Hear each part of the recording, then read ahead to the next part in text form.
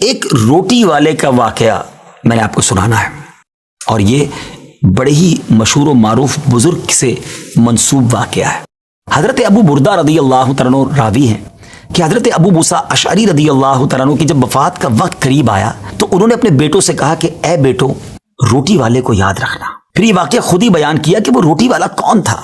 آپ نے کہا کہ ایک شخص تھا جس نے 70 سال اللہ کی عبادت کی، بڑی عبادت کی، مگر 70 سال بعد جب وہ باہر آیا تو شیطان نے اس کو بہکایا اور وہ ایک عورت کے فتنے میں مبتلا ہو گیا۔ 7 دن اور 7 راتیں وہ اس عورت کے ساتھ رہا، غلط کام ہو گئے۔ اب اس کو پھر شرمندگی ہوئی کہ یہ میں نے کیا کیا، 70 سال عبادت کی اور یہ 7 دن اور 7 راتیں میں نے گناہ میں گزار دی۔ بڑا شرمندہ، بڑا نادم، قدم قدم پر سجدے کرتا جاتا، توبہ کرتا جاتا۔ اب چلتے چلتے چلتے ایک مسافر خانے میں پہنچا تو وہاں 12 مسکین لوگ پڑے ہوئے تھے، لیٹے ہوئے تھے۔ اس نے بھی جگہ بنائی اور ان کے درمیان جا کر خود بھی گر کر سو گئے۔ اب رات میں ایک شخص آیا جو ان کو کھانا دیا کرتا تھا، روٹی دیا کرتا تھا۔ ایک ایک کر کے 12 روٹیاں لے کر آیا تو اس کو پتا تھا یہاں 12 مسکین رہتے ہیں۔ ایک ایک کر کے سب کو روٹی دینے لگا۔ وہ شخص جو یہاں آ کر اچانک بیچ میں آ کر لیٹا تھا اس کو بھی وہ مسکین سمجھا اور اس کو بھی روٹی دے دی، لیکن ظاہر ہے کہ اگر ترتیب سے روٹی دیتے دیتے آگے آئے تو آخری نمبر والے کو روٹی نہ ملی، کیونکہ یہ تو 13 ہو چکے تھے۔ تو بانٹنے والے سے اس مسکین نے کہا کہ تم نے آج مجھے روٹی کیوں نہیں دی؟ اس نے کہا میں نے تو سب کو ایک ایک روٹی دی، کسی کو 2 نہیں دی۔ کہا تم مجھے روٹی نہیں دے رہے ہو؟ بہرحال وہ ناراض ہو گیا کہ ٹھیک ہے، پھر تم اگر یہ سمجھتے ہو کہ میں بددیانتی کر رہا ہوں تو میں تمہیں کچھ بھی نہیں دوں گا۔ یہ کہہ کر وہ شخص تو چلا گیا، مگر وہ مسکین بیچارہ بھوکا رہ گیا۔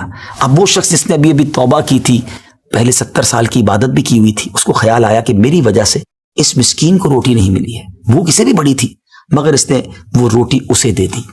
شدید بھوک لگی ہوئی تھی، رات بھر بھوک میں تڑپتا رہا اور اسی بھوک کے عالم میں صبح اس کا انتقال ہو گیا۔ حضرت ابو موسیٰ اشعری رضی اللہ تعالیٰ عنہ فرماتے ہیں کہ جب یہ شخص اللہ کی بارگاہ میں پہنچا نا تو ایک پلڑے میں اس کی 70 سال کی عبادت رکھی گئی اور ایک پلڑے میں وہ 7 دن اور 7 رات کے گناہ رکھے گئے۔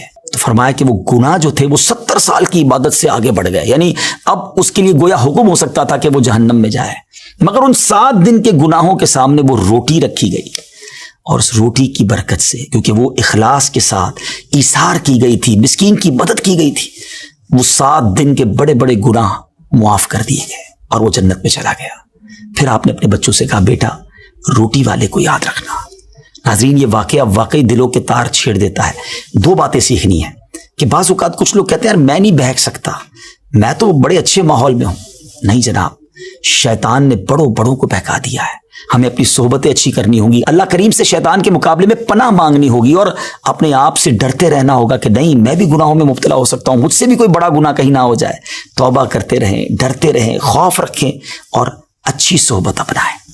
اور دوسری بات، صدقہ جو ہے نا وہ گناہوں کو مٹا دیتا ہے۔ صدقہ اللہ کی بارگاہ میں بڑا پسندیدہ ہے، غریبوں کی مدد کرنا یہ اللہ کو بڑا پسند ہے۔ ہمیں بھی چاہیے کہ وقتاً فوقتاً اپنے غریب پڑوسیوں، غریب رشتہ داروں، غریب مسلمانوں کی مدد کرتے رہیں۔ اور دعوت اسلامی کا شعبہ FGRF سبحان اللہ دکھیارے مسلمانوں کی شاندار انداز میں مدد کرتا ہے۔ سیلاب زدگان کی مدد کتنے بڑے پیمانے پر کی گئی اور یہ سارا سال ہی اب کچھ نہ کچھ سلسلہ رہتا ہے، تو آپ بھی FGRF کا ساتھ دیجیے، دکھیارے مسلمانوں کی مدد کیجیے۔ اللہ آپ کے رزق حلال میں برکت عطا فرمائے اور ہم سب کے گناہوں کو معاف فرمائے۔